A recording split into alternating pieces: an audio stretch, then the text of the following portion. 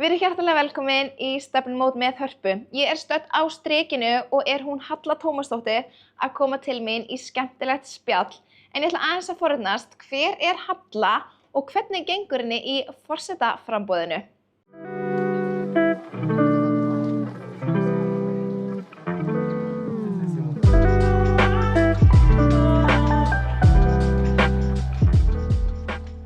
Verið hjartanlega velkomin og hún komin til mín, hún Halla Tómasdóttir. Vertu velkomin. Takk fyrir. Hvað segirðu gott? Allt mjög gott. Gaman að vera að hitta þig hérna yfir kaffibolla á þessum fallega degi á Akureyri. Já, það reyndar ekkert smá góður dagur. Ég held að bíllinn hafi sýnt 16 gráður áðan. Sumarið komið. Það komið. Ég held við megum alveg segja það. Allavega hér. Já, krossum pitað og snjómikið í lok mánaðar. Gerum það.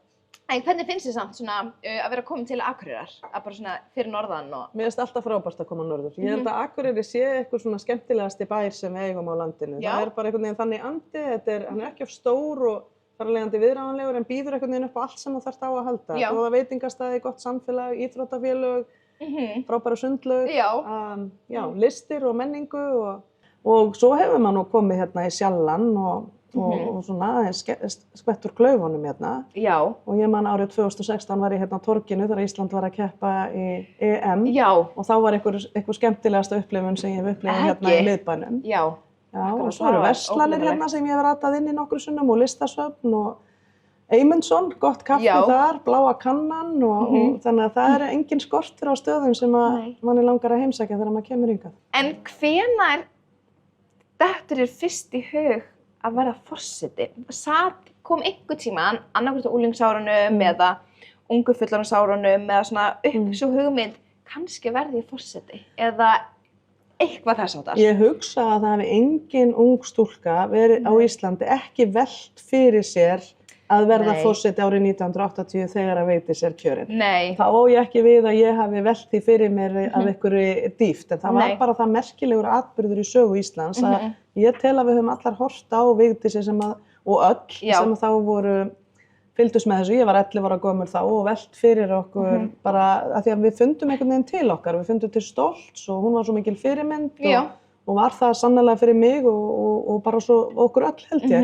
Þannig að ég hugsa að ég hafi aðeins velt því fyrir mér en örugglega bara í augnablik en ég man eftir því að þetta ár ákveð ég að ég ætli að verða skiptinemi, að ég ætli að fara að heiman og upplifa heiminn utanfrá og Ísland og stækka heiminn og ég held að það hefði verið að ég heyrði Vigdísi í viðtali segja að orðið heimskur kæmi frá því að hafa aldrei farið að heiman.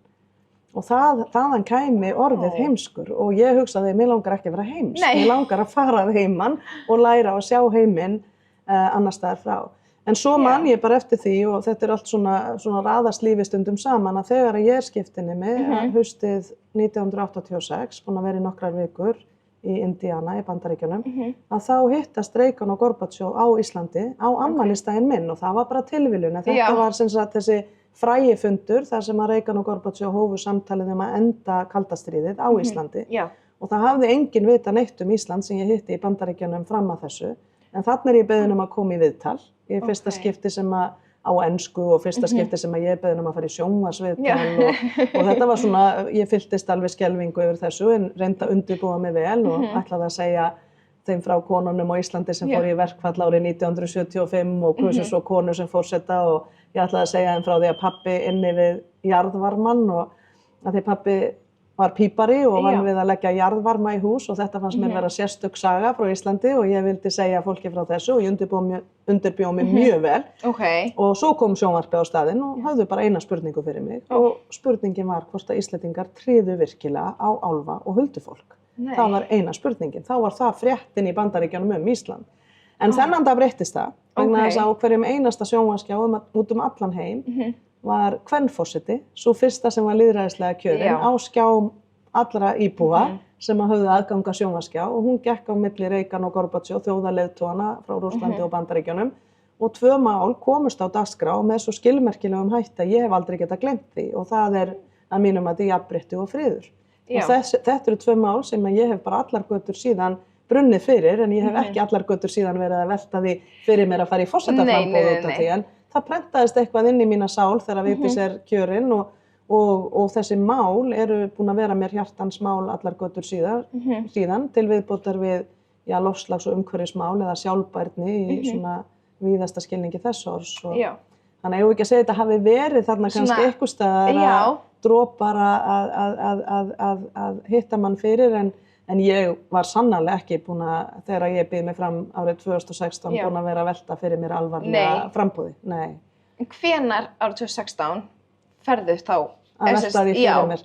Í desember 2015 skorar hópur ungs fólks, mörg sem ég hafði verið að kenna á mig að bjóða mig fram til forseta. Þá var búist við því að Ólafur Ragnar myndi ekki bjóða sig fram eftir 20 ár sem forseti og ég búin að vera talsmanneskja og kenna þúsundum nemenda bæði í auðikrafti kvenna og í háskólanum í Reykjavík og tala fyrir jafnréttismálum í Auði Kapital og með stóru jafnréttisráðstefnu sem að ég kom að á 100 ára kosningamæli kvenna og mikið búin að tala fyrir því að ég vildi gjarnan að næsti forseti Íslands yrði kona. Og ungt fólk ákveður að taka mig á eigin orðum og skora á mig að gefa kost á mér og ég bara í hreinskilni sagt eyddi vikum ef ekki mánuðum saman eiginlega undir feldinum skelfingu lostina því að ég var ekki að velta því fyrir mér að gefa kost á mér. En svo þegar þú ert búin að hvetja aðra og þú ert búin að segja svona oft við aðra, alvöru leiðtogar, þeir benda ekki út gluggann þegar þeir finna að eitthvað þarf að gera. Þeir taka spegilinn og spyrja sjálfan sig hvað ætla ég að gera. Þannig eftir fjölmargar heimsóknir að hitta konur sem að mér fannst ætti að gefa kost á sér til forsetans og þær sögðu allar nei eða höfðu einhverjar ástæður fyrir að gera það ekki, þá sat ég eiginlega uppi með eigin ræðu. Og þurfti bara svolítið að horfast í augu við spegilinn hvort að ég ætlaði líka að segja nei að þetta væri of erfitt eða nei að því að það væri auðveldara að gera þetta ekki eða nei að því að ég hefði einhverjar efasemdir eigið ágæti sem að ég hef og ég held að allir hafi sem að heilbrigðir eru eigið ágæti. Þannig að ég gerði þetta sannarlega ekki að því ég hafði sjálfstrausti til þess, ég gerði þetta vegna sem ég fann einhverja köllun að sinna þeim málum sem ég brenn fyrir með sterkari og öflugri hætti og vildi ekki skorast undan því að vera fyrirmynd fyrir konur sem á eftir mér koma því ég stend á öxlunum á þeim konum sem á undan mér komu. Og ég held að þetta skipti máli og var stolt af því að vera að mínum mati og mati margra góð fyrirmynd í framboðinu 2016 en ætlaði nú að láta þar við sitja. Ég ætlaði ekki aftur í framboð heldur núna.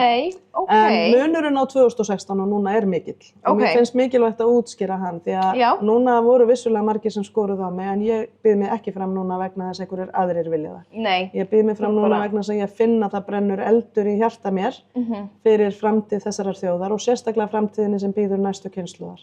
Og ég held að við séum á svo miklum umbreytingartímum að við þurfum nauðsynlega á forseta að halda núna sem er umbreytingarleiðtogi sem vill horfa til sjálfbærni, jafnréttis, friðar, þessara stóru áherslna sem að ég held að við séum sterk í á Íslandi og það skiptir máli hver kemur inn í þetta embætti núna því að ég tel að Íslandi vanti áttavita, vanti meira samtal og samstarf framtíðina, vanti að bjóða ungu fólki að borðinu og virkja visku og reynslu eldra fólksins, vanti meira kynslóða jafnrétti, að við tökum ákvarðanir í dag sem að gera ykkur kleift að eiga allavega jafn góða eða betri framtíð heldur en við höfum átt á okkar ævi.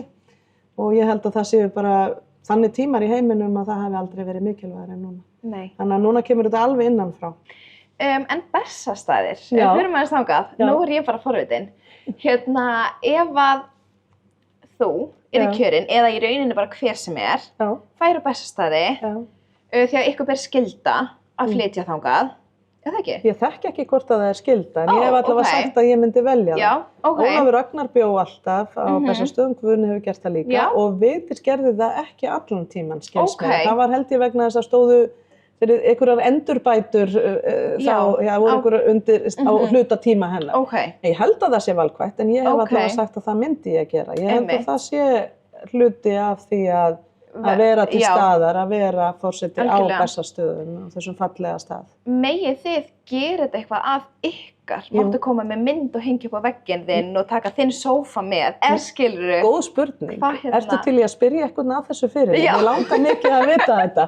Ég er alls ekki viss og þér að segja þá rættum við Jón Gnarreit daginn þegar við vorum í myndatöku fyrir utan Bessastaði. Hvernig þessu væri eiginlega háttað og við vildum það hvorugt. Nei, áhugavert þessu. Já, það er alveg. Og höfum ekki velt þessu fyrir okkur áður, þannig að þetta er nú kannski svona seinna tíma mál fyrir okkur flest. Kannski ekki, já. En ég get allavega sagt þér það, Harpa, að það skiptir mig máli að hafa í kringum með hluti sem að mér þykir vænt þannig að ég vona að við megum gera heimilið okkar og treysti því að svo sé. Algjörlega, það væri líka bara, mér þætti að skrítið ef það væri ekki þannig. Já. Og því maður verður að hafa gott og fallegt í kringum sig og svo það sem manni líður vel með. Og ég fæ útrás fyrir mína þörf til að skapa oft í því að skapa heimilið mitt og umhverfið mitt, þannig að mér þætti þetta mikilvægt. En þetta er góð spurning og ég er bara hreinlega jafn forvitin þetta og þú. Já, þannig ef einhver veit, þá bara endilega sendu mér skilaboð. Láta vita hvernig þetta er. Sendu mér skilaboð og útskýrið þetta fyrir mér. Akkurat. Ég er ekki einu sinni vissi í hvaða húsi á Bessastöðum forseti býr, þannig að ég veit ekki meira en svo.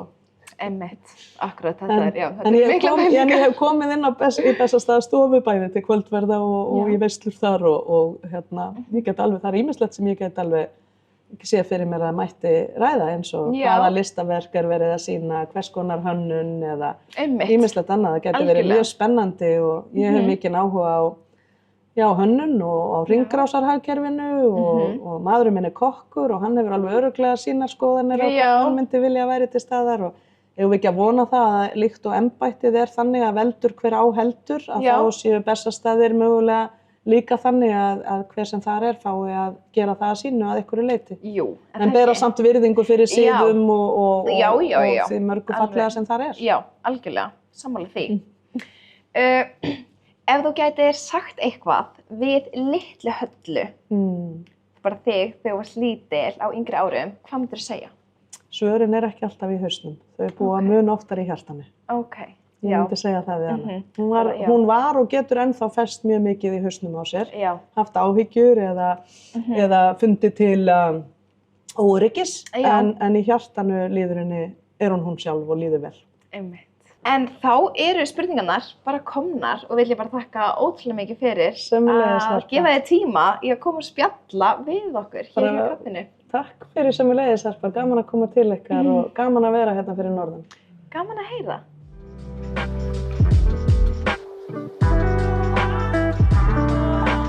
Jæja, þá er viðtali við hana Höllu lokið og þökkum henni kærlega fyrir að gefa sér tíma í að koma og spjalla við okkur.